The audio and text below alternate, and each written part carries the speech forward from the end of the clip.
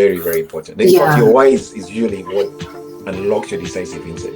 Even as you're writing those SOPs, because you have to justify. Someone is going to say, okay, as you're writing, even you as you're writing them, going, why am I writing this step? Or why am I actually... That why, and once you realize, okay, this is why I'm doing it, that's your decisive insight. Because now, next time you go, if we're to change it, what is the reason why we're doing it in the first place? Has the why changed? If the why hasn't changed, that's, like, so I agree with you 100% that clarity as to why you're doing something is usually a very easy way of moving away from indecisiveness. Why am I in business? Okay, I'm trying to earn a living, whatever it is. Or I'm trying to, okay, now that shapes what you're going to do next. You rarely do the vanity things that a lot of us in startup world like doing.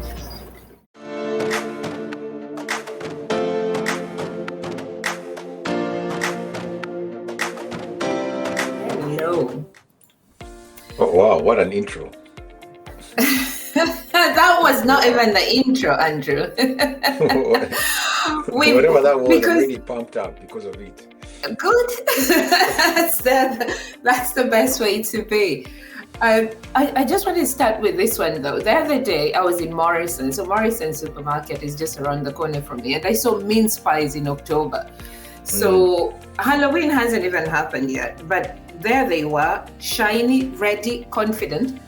And it made me think that supermarkets don't wait for the seasons, right? They create it. That's true.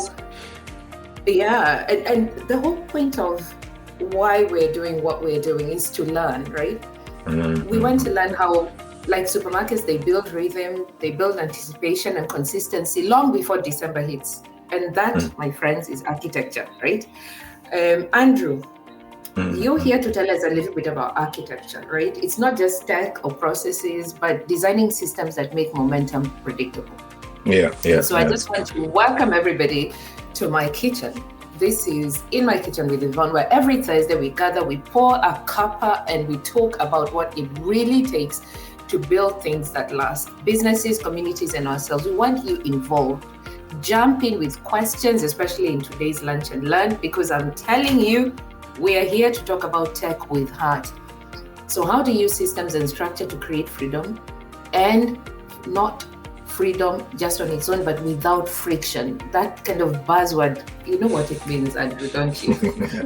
I like that tagline, freedom without friction. That's the headline. Correct. And that's why I couldn't think of anyone better than you, my friend, Andrew. Dru, as we call you, right? You're here because you read like a perfect blend of precision and purpose, and even just how you've shown up today. Yeah, you studied computer science at Warwick and then Oxford. Then you went on to design and deliver systems for JP Morgan, Goldman Sachs, and Barclays. And then you've just founded a creative agency in London and a software development house in Kenya. And you have global clients and a distributed team. So tell us a little bit about Dru. Welcome to my kitchen. We have so much. 30 minutes is not enough. I wish we had 3 days, but we're going to try and make it work, right? Wow. Like, who's Dru? First of all, before I introduce myself, that intro is just... Every time I talk to you, there's this energy that you have that's very infectious. Like, I feel like I'm reborn again. Like, you should become a pastor. You should think of getting into You've got this motivational way of infusing energy. So thanks for that intro. No, and you're right. First of all, your intro about the supermarkets and that's a very, very key insight. Them creating the seasons. And again, I like that insight that you're bringing. That a lot of people or a lot of successful organizations create the seasons. They don't wait for the seasons. They almost like, well, at least they prepare for them. Let's put it that way. Even if they don't create them, they're definitely prepared way before even they get there. So I think that's a very, very good insight. In terms of who I am, Dru Mugoya, born and raised in Kenya, studied under education system that's famously known as 844.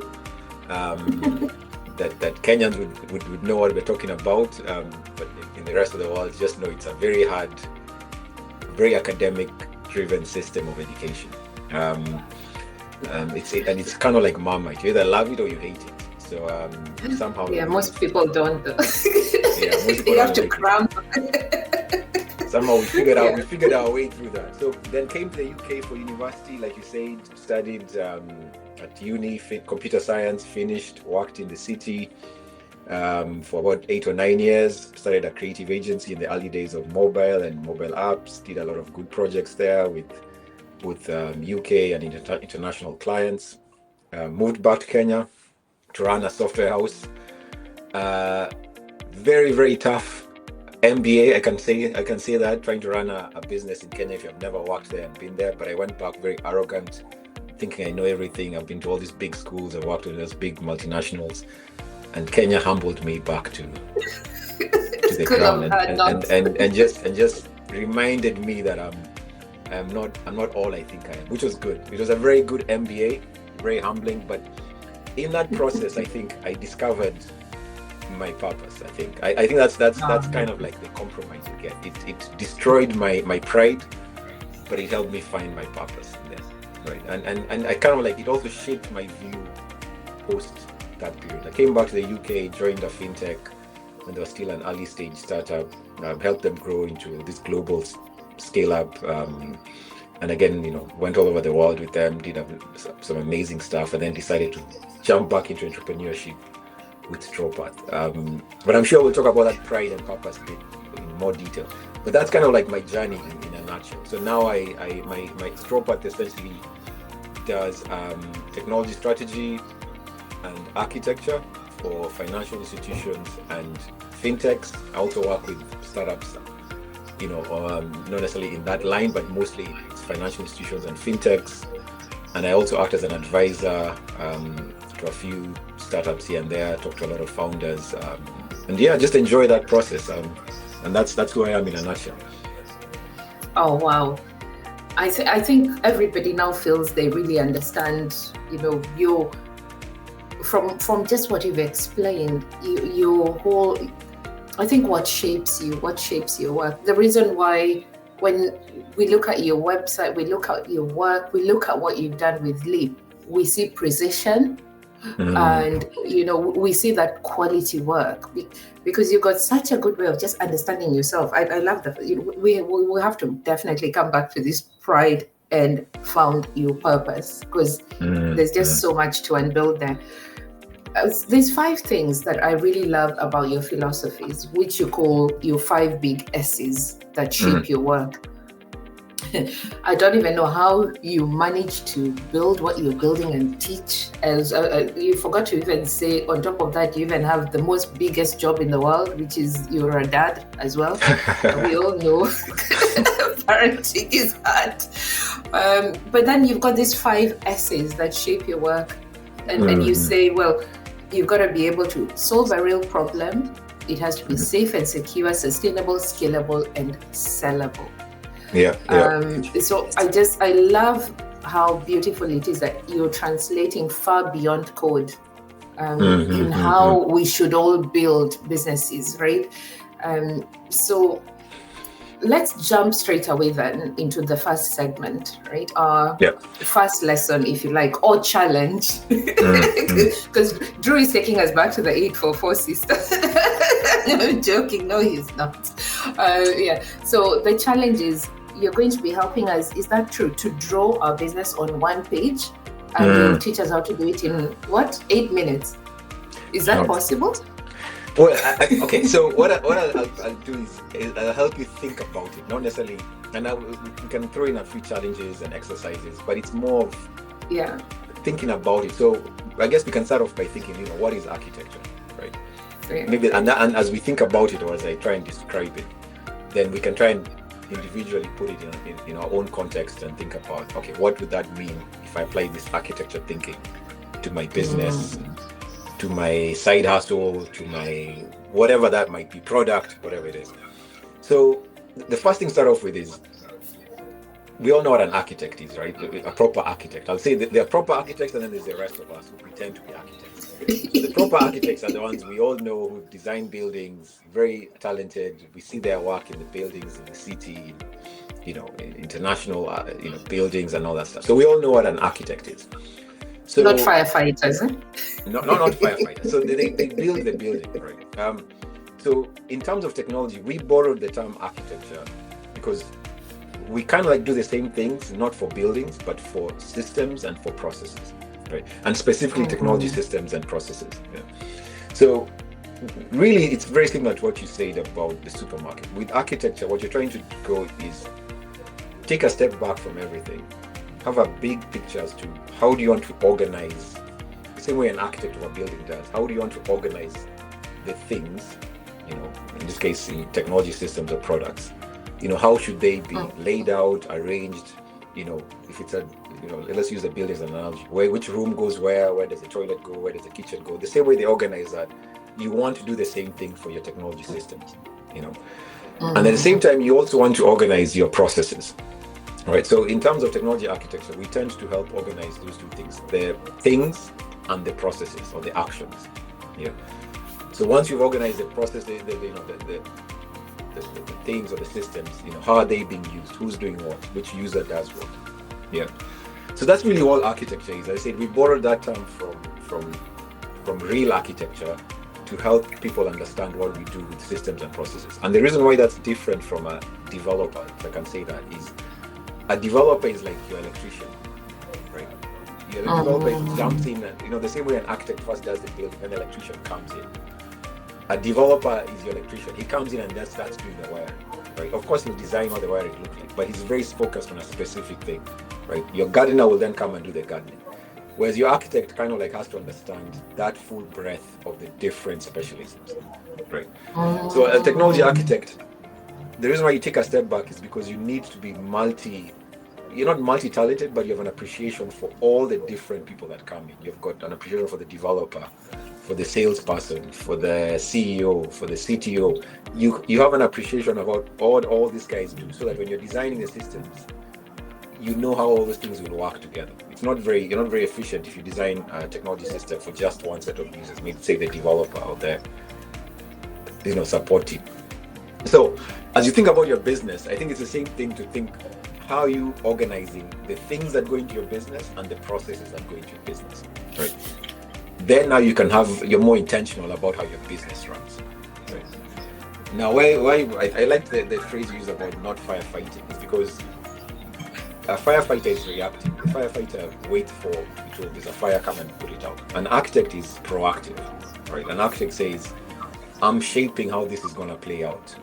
And I'm also factoring in contingency. When there's a fire, how do we make sure that there's a fire hydrant, next door to make sure that we put. So an architect is proactive, whereas a firefighter is reactive. Yeah. And I guess we all want that in our businesses. If you really want to build your business to be sustainable and process driven, you want to be proactive rather than reactive. The moment you're reactive, it's very hard to have a scalable business. It's very even hard to sit down and say you've got this passive income, because it requires you to be reactive every now and then. Things are falling apart. So I guess that's the challenge I throw to the listeners, that how do you now start to be intentional about making your business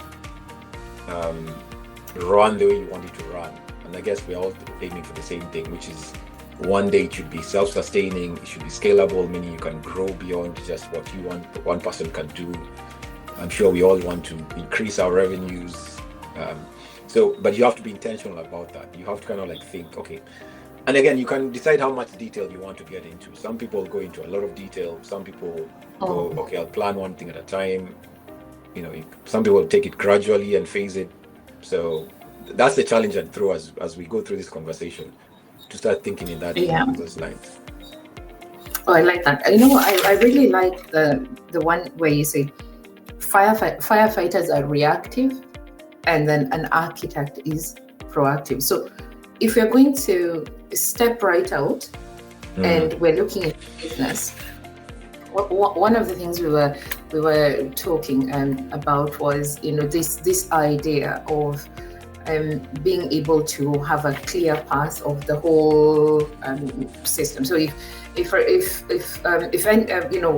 viewers want to follow us with a kind of a paper and pen, you can grab a piece of paper and then grab your pen and write these 6 boxes: attract, convert, deliver, retain, finance, and improve. Right? So attract, convert, deliver, retain, finance, and improve, and then you put an arrow joining all these 6 boxes, and that essentially is what you're wanting to do in if, for example, it's sales, isn't it? Right? So you want to attract your of course you have to start with the planning and know who your customers are and all that. That's kind of like where you sit down with your marketing and everything. But now you're architecturing your sales, right? So you know that one thing I'll have to do is I'll have to map how I will attract them, then how I convert them, how I deliver, how I then retain them, and then how we make sure that the finance is there to consistently build, and then we improve on that. Correct, so you have those arrows joining them, and where those arrows are not joining, that's where you know you've got a problem in your systems, right? Correct. Am I to understand that's what you call an energy leak?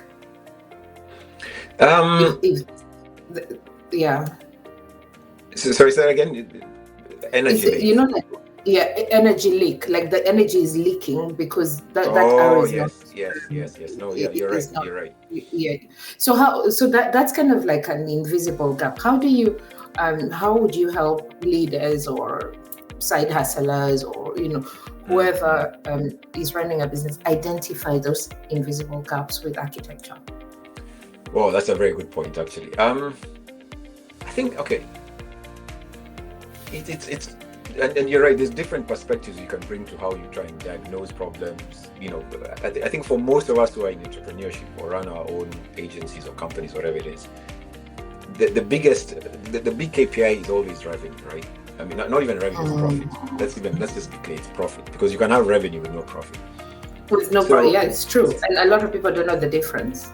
Right? Exactly, yeah. So ultimately, for me, that's where it starts. If you're not getting the profit you expect, that's where the profit. So it's almost like when you talk about an energy leak, the biggest symptom that actually, let's even do something similar. Let's think of a pipe, right? A water pipe. The first thing that tells you that the water there's a problem with the water pipe, meaning there's a leak, is at the end if you're not getting the water you expect, right? If you open the tap to the maximum and then at the end you're not getting any water, you go, okay, there's something here between the beginning and the end that's leaking, right? And it's the same thing with your processes. If at the beginning you're putting all this energy, right, meaning you're spending the time, you're calling, like you're doing all the work, and then at the end you're looking and saying, but my revenue and profits are not. So you go, the work I'm putting in, the energy I'm putting in is not coming out on the other end. So somewhere in between there's something that's leaking. Okay? Yeah. So that's for me is the starting point. Like you go, if I'm doing the work and I'm not getting the result, somewhere in there's something leaking. Now, then you go, okay, what's this thing that's leaking? Then you now start looking at the output from each stage. You go, stage 1, I expect the output to be this. And if it's not, in between there's a leak. How the same way you do the pipe, like you just go in and go. That's how I'll identify where the leak is, and you just keep going. And if the first stage you go, no, the output is what I expect. Right? My energy I'm putting in, this is what I'm expecting to come out. So, for example, if you talk about sales, you say, typically a sales conversion of about 5 to 10% is good, right? If you call 100 people and you get 10 responses, that's a good response. Usually, it's way less than that, right? Yeah. So that's like a super salesperson, right? Exactly. So if you sit down and say, okay, fine, I need to get 10 people to respond, I need to at least send out 100 calls, okay? So you do your 100 calls, one person responds. You go, okay, there's a leak there. I'm expecting 10, because 10% is good. Like it's like job hunting. You get 10 responses, you literally have to send your CV out 100 times, right? I tell that to a lot of graduates and they think that's too many. I'm like, no, we all did that. You have to send it out 100 times to get 10 responses, right? And even then you're lucky, right? So anyway, so assuming you don't get the 10 responses from your 100 sales calls, then you go, okay, clearly there's a leak there. Either I'm not calling the right people or I'm targeting the wrong. You have to bring that within industry standards to go, okay, 10% is understood. Because even if you target the right people, right? If you think about us as consumers, even if someone sells you something you actually want, it's only 10% of the time that you respond to that, right? If you try and sell me a Mac computer, I love Mac computers, but I'm not buying them every time. So you can actually be right. I'm your target customer. You've written, but it's only 10% of my time that I'll actually be in the market for it. So it's not that you've not targeted the right person. It's just called me at the wrong time. So 10% is what I'm saying is still a good result. It's not that you've made any mistake. You still have to carry on that way. Then assuming you get your 10%, then you go, okay, then after that, I need them to now, those 10 people who responded, I need a conversion rate of 10% again, right? So out of 10% of people who've responded, only one person becomes a client. Yeah. So you keep going with that journey until you go, and that's when you're identifying your leaks. And the same thing with energy, you know, like with water, with the water pipe, there's always an acceptable amount of leakage. Like you never got 100% water in, water out. Like, and that most pipe designers know that if you have a hose pipe, you know you're going to lose some water at the top. It's just like, you just go like, that's what I'm expecting, right? So as long as your leakage is within the acceptable ranges, then you can go, okay, that's you know, energy is never 100% efficient.